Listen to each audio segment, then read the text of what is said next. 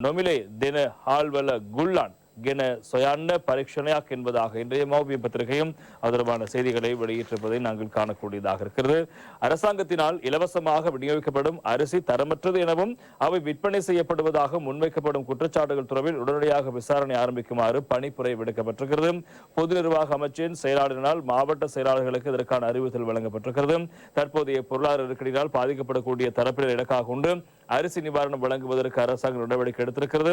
அதற்கமைய நாடளாவிய அரிசி விநியோகிக்கும் வேலை திட்டம் நடைமுறைப்படுத்தப்பட்ட நிலையில் இவ்வாறான குற்றச்சாட்டு எழுந்திருக்கிறது. இவை தொடர்பாக உரிய வகையில் ஆராய்ந்து உடனடியாக அறிக்கை தருமாறு பொதுநிர்வாக அமைச்சு மாவட்ட செயலாளர்களை கேட்டுக் கொண்டிருக்கிறது முக்கியமான விடயம். எனவே ஹாலியல பகுதியில் இவ்வாறு 3 பொதிகளில் ஆரியல பகுதியில் 3 பொதிகளில் இவ்வாறான அரிசி மீட்கப்பட்டதான செய்திகள் முக்கியமாக இருப்பதை நாங்கள் காணக்கூடியதாக இருக்கு. எனவே அது தொடர்பாக முறைப்பாடு செய்யப்பட்ட நிலையில் இப்போது விசாரணை இடம்பெறுகிறது.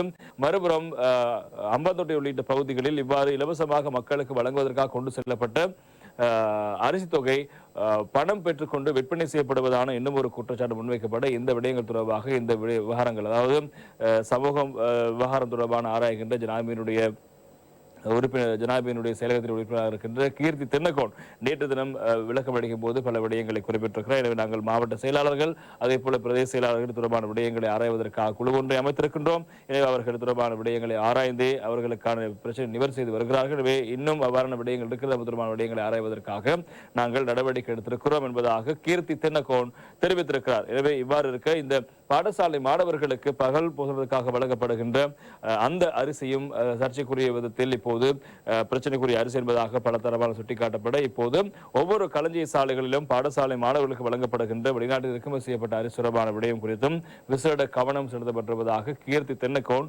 நேற்று தெரிவித்த விடயங்கள் முக்கியமாக இருப்பதை காலம். இதே போல நேற்று தினம் இடம்பெற்ற ஒரு மக்கள் சந்திப்பின் போது சாமர சம்பத் தசநாயக்க ராஜாங்க அமைச்சர் அவர்கள் கருத்தொன்றை முன்வைத்திருந்தார். இது திட்டமிட்ட செயல் என்பதாக கூறுகிறார். நாங்கள் ஆயிரக்கணக்கான அரிசி மூடைகளை விநியோகிக்கின்றோம். எனவே 3 அரிசி மூடைகள் மாத்திரம் இவ்வாறு அதற்குள் இந்த பிரச்சனைக்குரிய அல்லது பாவனை கூர்ந்தாத வகையில் இந்த அரிசி காணப்படுவதற்கான சாத்தியக்கூறுகள் மிக குறைவு.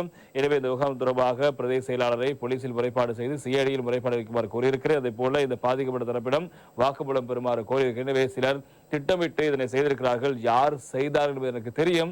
எனவே இவ்வாறு செய்யக்கூடாது என்பதாக சாமர சம்பத் தசநாயக்கவும் இந்த கருத்தை முன்வைத்திருப்பதை நாங்கள் காணக்கூடியதாக இருக்கிறது. எவ்வாறு இருப்பினும் மக்களுக்கு இலவசமாக வழங்கப்படுகின்ற அரிசியில் இவ்வாறான பாதிப்பு இருப்பது அரசாங்கம் மிகுந்த கவனம் செலுத்த வேண்டிய விடயம். எனவே அதே போல இந்த அரிசியை இப்போது பதுக்கி வைத்து விற்பனை செய்கின்ற நபர்கள் தொடர்பாகவும் கண்டறிந்து உடனடியாக நடவடிக்கை எடுக்க வேண்டிய பொறுப்பும் அரசாங்கத்துக்கு இருக்கிறது. அது தொடர்பான விசாரணைகள் ஆரம்பிக்கப்பட்டிருப்பதாகத்தான் அந்த செய்திகளும் பிரதானமாக இருப்பதை காணலாம். அதே போல இந்த இவ்வாறு அரசாங்கத்தில் வழங்கப்படுகின்ற சில அரிசி வகைகளில் ஏற்கனவே காலாவதி திகதி அங்கு அச்சிடப்பட்ட நிலையில் அதற்கு மேலாக ஒரு ஸ்டிக்கரை ஒட்டி காலாவதி திகதியை ஒரு வருடத்தில் நீடித்திருக்காங்க. 2024ஆம் ஆண்டு காலாவதி திகதி குறியிடப்பட்டிருந்த அந்த சில அரிசி மூடைகளில் 2025ஆம் ஆண்டு வரை நீடித்து இன்னும் ஒரு ஸ்டிக்கர் அதற்கு மேலாக ஒட்டப்பட்ட விவகாரம் பேசுபொருளாக மாறியிருக்க அது குறித்தும் விசாரணைகள் ஆரம்பிக்கப்பட்டிருப்பதாக அந்த செய்தி பிரதானமாக இருப்பதை